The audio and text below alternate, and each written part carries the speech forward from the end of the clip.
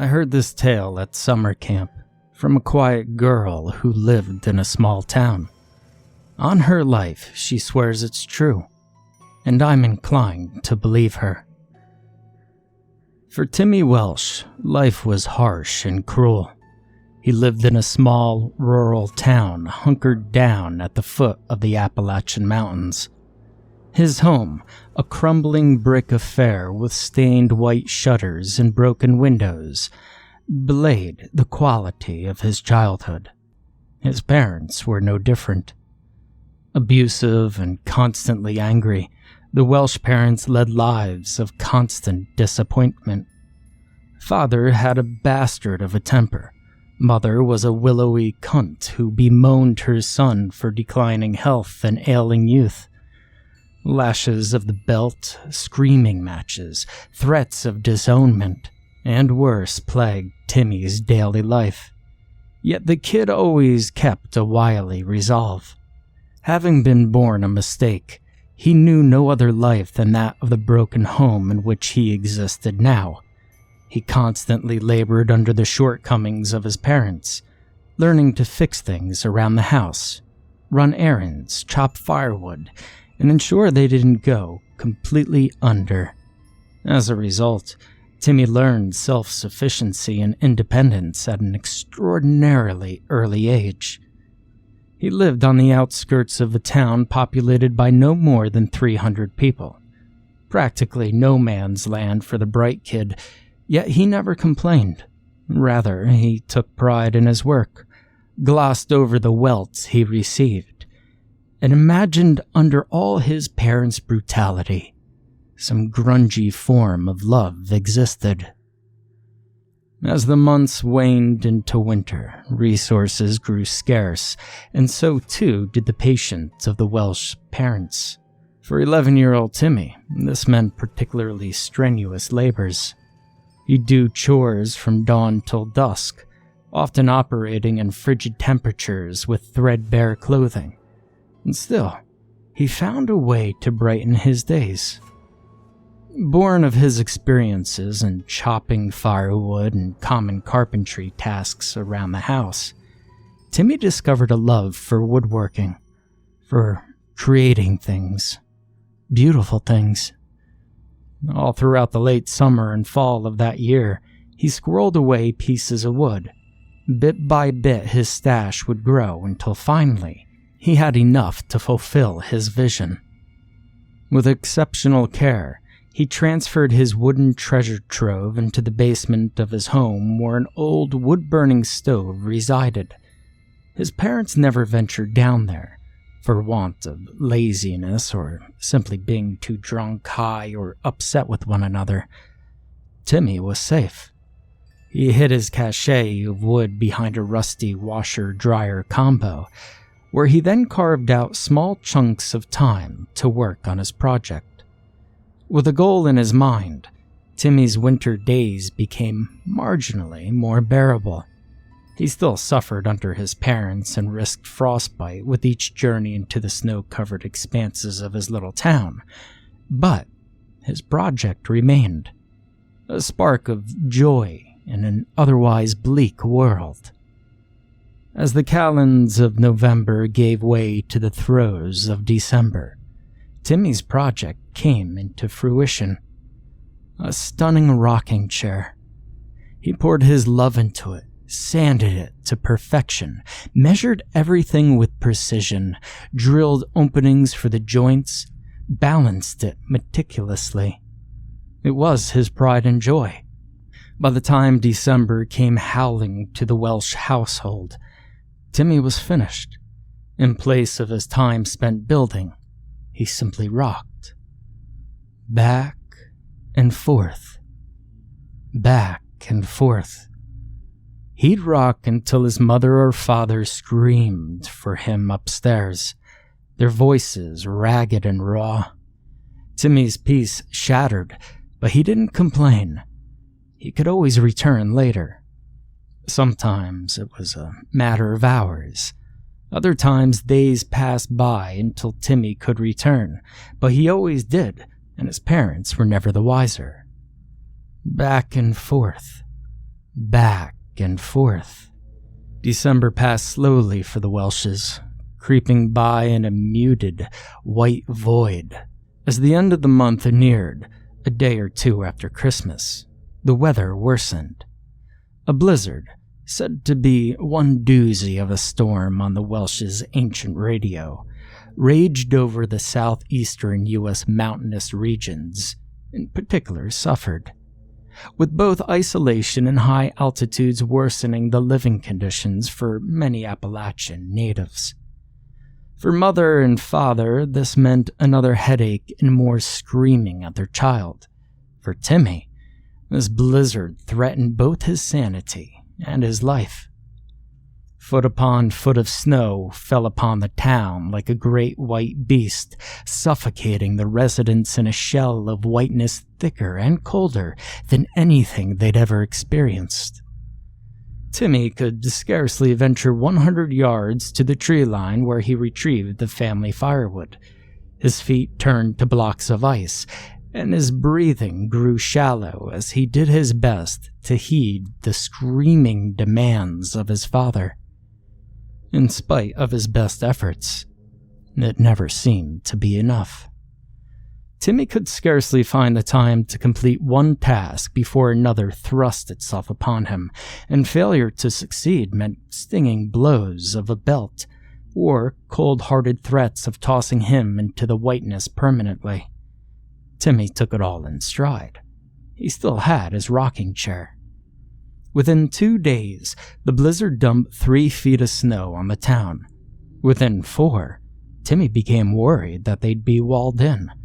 He struggled to even open his back door, lest an avalanche come tumbling through. Yet his parents, clueless to the world around them, demanded that he continue. On the 5th day, Timmy found himself tasked once again to retrieve firewood. His cheek throbbed from a gash opened by the lick of his father's belt buckle. It ached something fierce, but he knew not to fight back. He'd return with the firewood and sit long and silent next to the stove in his rocking chair. Back and forth, back and forth. Swallowing the pain, Timmy bundled up as best he could and waded out into the snowy expanse beyond. He struggled, feeling the snow soak through his clothes in a matter of seconds. Ahead of him, he could see the vague outlines of the trees and the mountains beyond, but no firewood. For hours and hours, Timmy searched. He guessed the snowfall buried it, or perhaps it had been stolen. But more likely, they had simply run out. The blizzard eradicated any sense of time for Timmy, though he still recalled when day turned to night, or vice versa. His numerous chores blurred together. And still, the young boy searched. He looked long and hard, even scraping ice from neighboring trees, but they were sheathed in ice. Sighing, Timmy turned back to the house and froze. Smoke rose from his chimney. Timmy felt a sense of dread build up in his gut.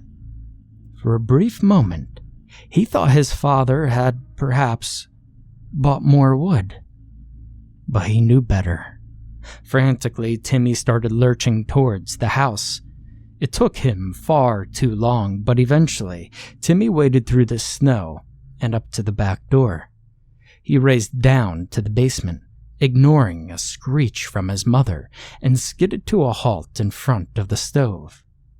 His father turned to grin at him, showing gnarled teeth and a filthy beard as he snapped another one of the rocking chair's slats over his knee. "Been holding out on us, huh? You selfish little cockstain. Betraying us as we slave to provide for you." He tossed the wood into the stove while Timmy watched blankly. "We'll just see where this gets you." Father slid his belt free and told Timmy to bend over. Mutely, the boy obliged. He watched the crackling flames as his father's belt whipped across his legs, his back, and his rear. Timmy scarcely flinched, even when the belt broke skin. When Father was finished, he stomped on the remnants of the rocking chair and took his son's chin in a greasy hand. "You remember, you little bastard. Without the grace of your mother and me, your ass would be out there in the snow. Good to get fucked by Father Winter. You remember that now?" "I will," Timmy whispered. "I will." "Good." Father dropped his son to the floor. "You clean that shit up." Timmy knew better than to respond. Instead, he grabbed a broom and began sweeping the pieces while his father went upstairs, undoubtedly cursing to Mother about their son's ineptitude. Left alone, Timmy finally began to feel the weight of his predicament settle in. How could he get through another day without his rocking chair? As he cleaned, his eyes began to pick out the other tools he worked with. A hatchet, a drill, a couple of hammers, some chicken wire. More and more things stood out to him, things that had helped him construct his escape from this shoddy world. As Timmy finished cleaning the last of the rocking chair, he took the chicken wire and drill in his hands. Perhaps he could fashion another escape.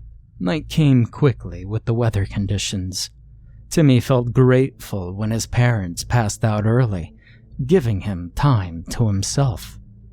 Once he was certain his parents were asleep, he gathered his tools and went to work. At around 3 a.m, Father awoke to a strange sound, a sort of metallic squeaking coupled with a low buzz. When he tried to rub his eyes, he found that he could not move. His arms were pinned at their sides, bound by something and sharp. That soft buzz permeated the air again, filling the shoddy bedroom with animosity. Father blinked, strained against his bindings, cursing when he felt whenever it cut into his arms. As his eyes adjusted to the dark, he began to make out Timmy, who stood at the foot of the bed. "Timmy, what the fuck you doing, son? Are you waking for another beating?" Father spat and cursed, waking his wife in the process. Mother blinked rapidly as she was jostled awake, her stained blonde hair poked in every which way as she looked around. "Timmy, dear," she said in a ragged whisper. "Don't make your father whip you." Timmy turned on the lights. He looked pale, the drill in one hand and a roll of chicken wire in the other. Mother and Father continued to curse as their son stalked around the side of the bed to his mother. "I don't think you need to worry about me anymore," he informed in a placid tone. Mother gazed back at him, showing off a set of brown and black teeth. "Oh, darling," she drawled in a sickly sweet voice. "I'll always worry about you. We provide for you. We love you." Across the bed, Father cursed again and tried to get free, but every time he did, the chicken wire dug a little more into his arms, creating shallow lacerations across his body. "You little pig fucker. You're gonna let me out now, or I swear to the new moon I'll peel the skin off your back with my belt." "Now y'all listen to your father," Mother crooned. "You be a good boy, an obedient boy." Timmy simply shook his head and lifted the drill. "Goodbye, Mother." He plunged the cordless drill into her eye sockets, filling the air with screaming and shrill bzzz. Mother bucked, straightened against the wire, her vision going red as the drill dug deeper into her skull. Timmy calmly plunged the tool up to its rotor, ignoring the blood and his father's curses. In the middle of the blizzard, there was no one else around. The drill's buzzing continued to fill the room. After a minute, Mother stopped moving. She lay on the bed, staring up at the ceiling with the ruined sockets.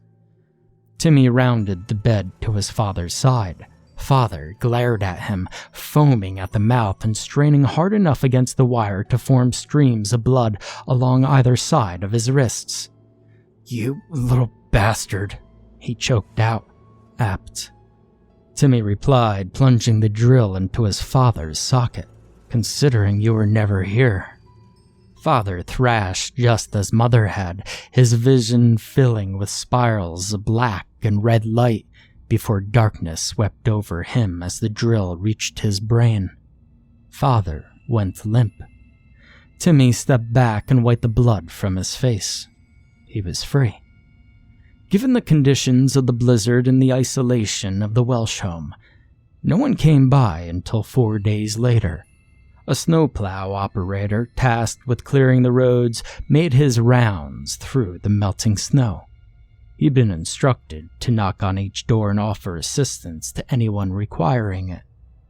Humming a tune, the operator knocked on the front door. When no one came to answer, he stepped into the home and was immediately overcome with the stench of rotting meat. Gagging, he called out, "Hello?" No answer. Of course. The operator sighed to himself, buried his nose under his shirt, and crept forward. The smell only grew stronger as he made his way deeper into the home. His footsteps echoed across the threshold as he ventured down a short hallway to the door on the end. Tentatively, he threw open the door, froze for a minute, and then bolted out of the house. When he reached his snowplow, he paused to vomit before locking himself into his cabin. He radioed emergency services and looked around the surrounding area nervously, eyes wide. At one point, he swore he could see a wisp of a gray figure on the tree line a few 100 yards away, but it disappeared after a second look. What he'd seen remained burned into his retinas. A couple, ripped apart and colored a tepid yellow, with chicken wires scissored across their bodies, digging through their tattered corpses. Eyes little more than craters of brown and yellow, mouths open wide as if still screaming, and for whatever reason, a rocking chair, made from bone and fused with muscle. The operator hadn't bolted because of the bodies, though those were foul beyond measure. He'd done his fair share of hunting in the area. Bodies didn't scare him. No. It had been the rocking chair. The damn thing had been moving, going back and forth. Back and forth. Now that girl that I told you about earlier, well, she went on to tell us that the police, of course, conducted an investigation. A double homicide and the disappearance of a child in a tiny residential area could never be taken lightly. However, the case would prove fruitless, given the staggering amount of area the Appalachian Mountains cover. The incident would slowly fade into obscurity, a tale to be regaled at campfires as the girl had with us. But sightings were still reported from time to time of a young boy who wandered the Appalachian Trail, armed with a drill. Even worse, at least to me though, were the reports of hikers who stumbled across the clearing with a rocking chair, as it would always be swaying back and forth. Now, the other campers and I begged the girl to go into more detail about Timmy's alleged sightings within the Appalachian region. She seemed all too happy to oblige us, seeing as we were hooked now, and she launched into her second tale. This one cropped up a few years after the initial sighting, a couple hours north of our camp. According to the girl, Timmy used the Appalachian hiking trail to get around and to keep away from the authorities. Only an unlucky few traversing the famed trail ever encountered him or one of his rocking chairs. Kurt squinted at his map again. In the waterlogged foothills of the Blue Ridge Mountains, navigating was almost impossible. The big mountain man reserved only one contingency for such drastic conditions. Stick to the trail until you come across the first serviceable clearing. His two friends were close by, both in good shape and experienced themselves. Kurt checked his watch. 2:37 in the afternoon. After looking over the map once more, and then up at the cover of black-gray clouds through the pine trees above, Kurt came to a resolution. Stop until the rain let up. He waited for his companions and told them the plan. We're going to make camp the next clearing. Shelter would be preferable, but I can't be sure where it is on this blasted map. If the rain clears before 4, well, we'll go for a few more hours. But I just want to be done well before nightfall. His companions nodded in agreement. Kurt left his other reason for wanting to hunker down unsaid. There'd been but scarce rumors so far about a pair of women going missing a couple of miles north of them 2 months before. The general consensus ruled that they must have fallen off a cliff or simply hitchhiked out of the area.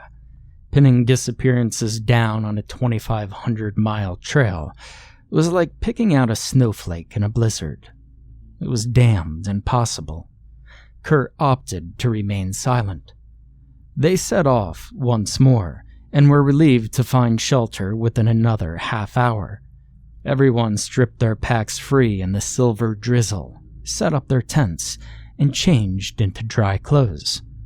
The rain continued to fall, something everyone felt secretly relieved about, as the prospect of hiking more in this gloom was unappealing. Kurt relaxed in his 2-person tent, enjoying the extra space afforded for his burly physique. He and his companions ate cold rations that night, not wanting to attempt a fire, so Kurt spent a couple of hours reading an old paperback, chewing on jerky, and sipping from his canteen.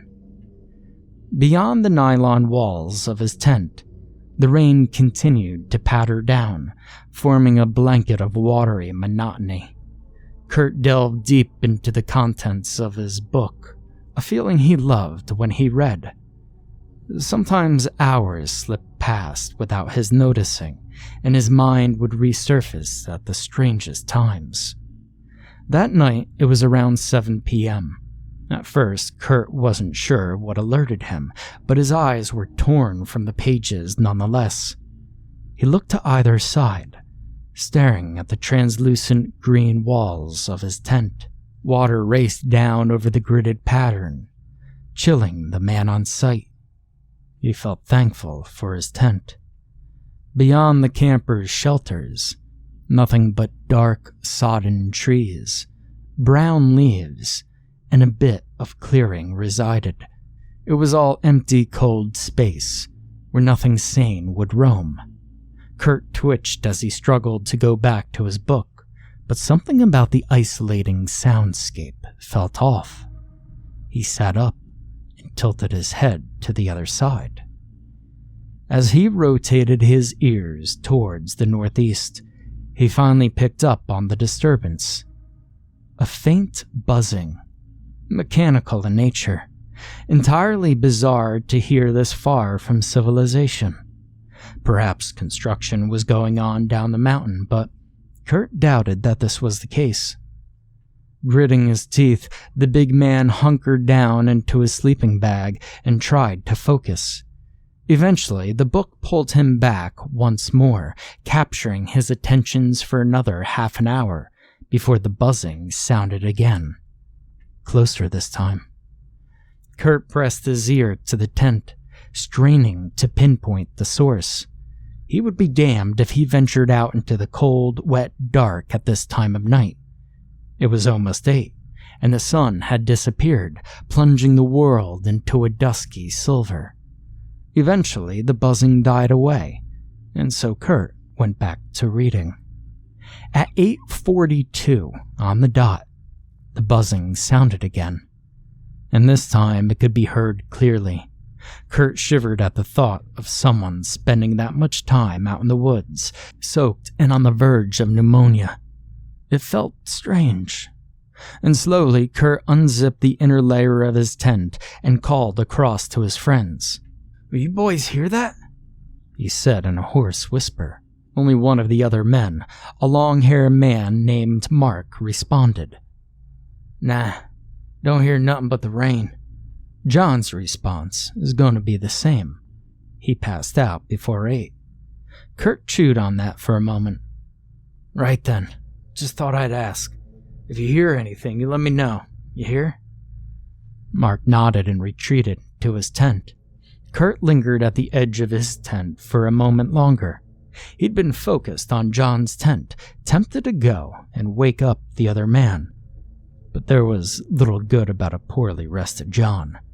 Instead, Kurt cast his gaze beyond their tents to the edge of the clearing, where branches hung heavy and close to the ground, forming a dark silver netherworld.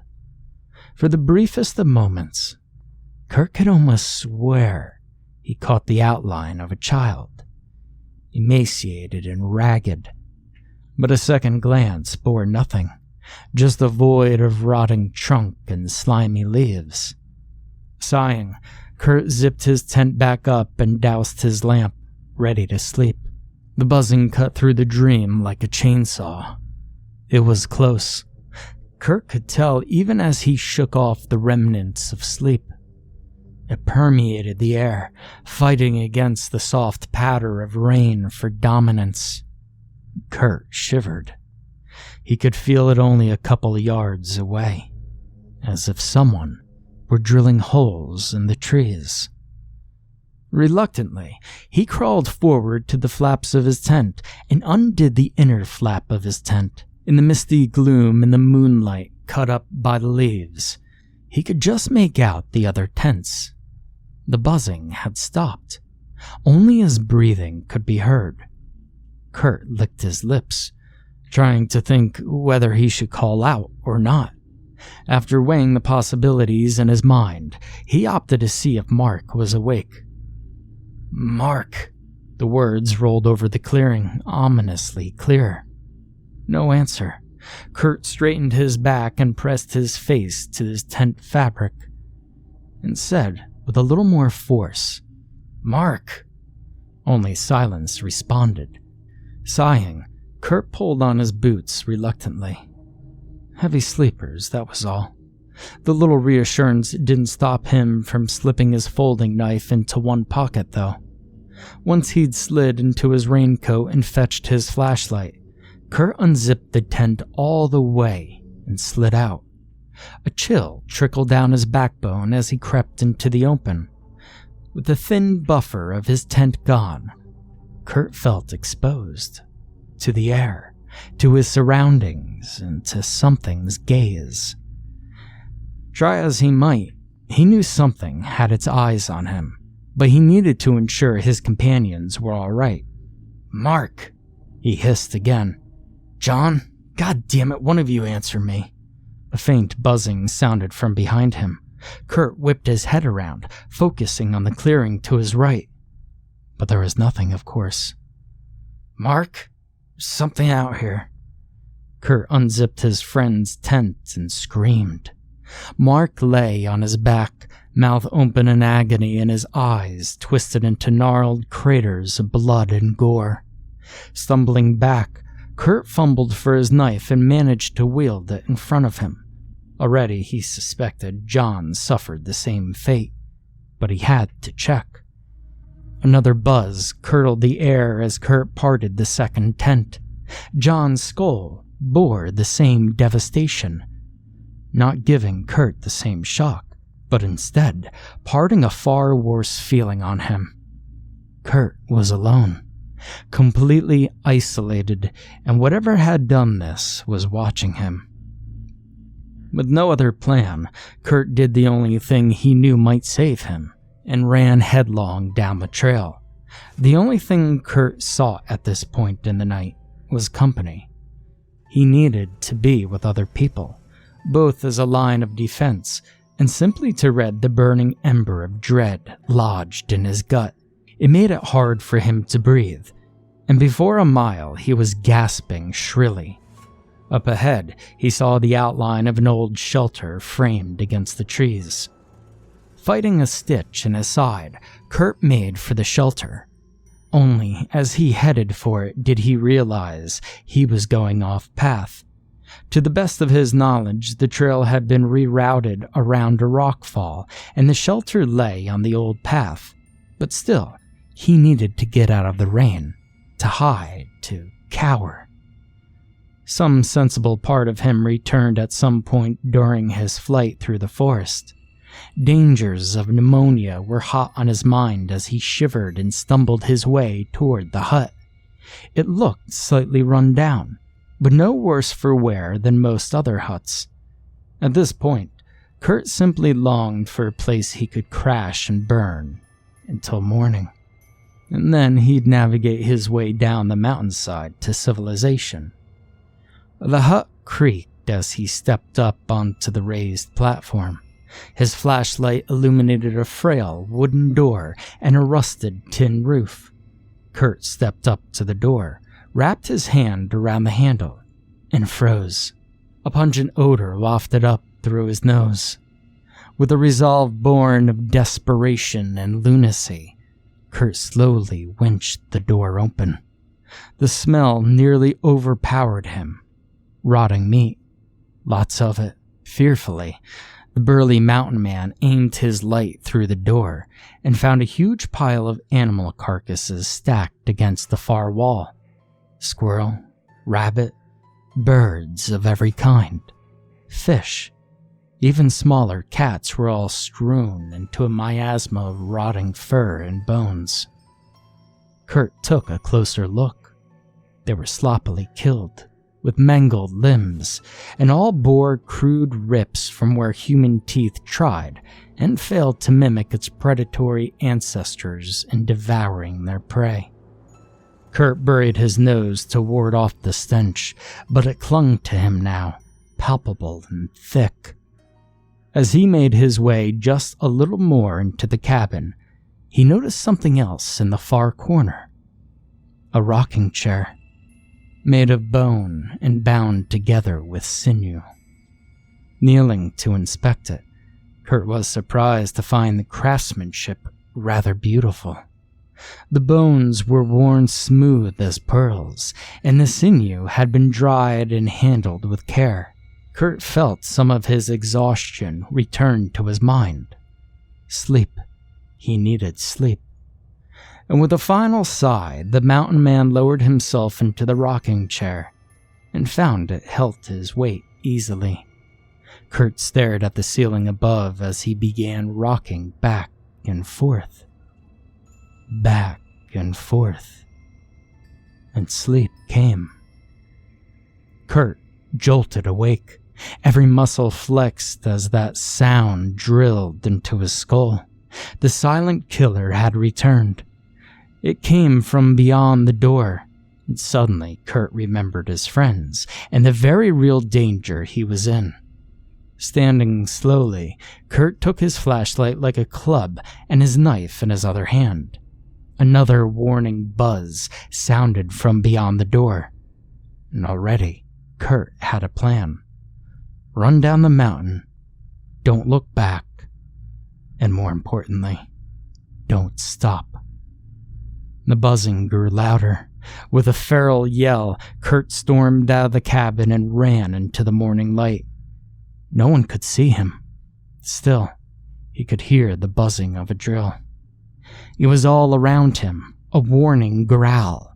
Swallowing his fear, Kurt turned in the vague direction of the local town and ran. As he raced down, the buzzes followed him, gnawing at his mind. He didn't stop until he burst into the local police station, wild-eyed and laughing madly. Only once the police were able to subdue him, calm him, and get him to talk. And then the buzzing finally died away. Kurt huddled under a blanket and spoke with an officer, reporting everything he'd encountered that night. Now, they tried to get him to lead them up to his friend's campsite, but he didn't budge. Several police officers and a local forest ranger made the trek that afternoon, first stopping at the dilapidated cabin, just as Kurt promised. There did appear to be a grotesque plethora of remains, reminiscent of a feral human squatting in the abode. But they did not, however, find the rocking chair Kurt talked about. The campfire proved more compelling in backing up Kurt's claims about the killer potentially being the missing kid from a few years back. Both John and Mark resided in their tents, eyes in pulpy ruins. But the officers, well, they made another discovery. One disturbing enough to shudder each and everyone off their spines. Like the animals in the hut, John and Mark's bodies had been ripped open and their bones crudely removed. In the center of the clearing resided a new rocking chair, lacquered with blood and bile, strung with sinew, and crowned with the victim's spines. And just as the officers discovered it, the chair finished rocking, back and forth.